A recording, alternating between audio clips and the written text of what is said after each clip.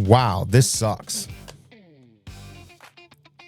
Today, I'm going to be reviewing Avedio's MagSafe car charger and holder. I'd like to thank them for sending this to me to review. This is what it looks like. Very nice. This is just where you plug it in. Very usable. So this piece right here can fold up and down. And you've got this piece that can go up.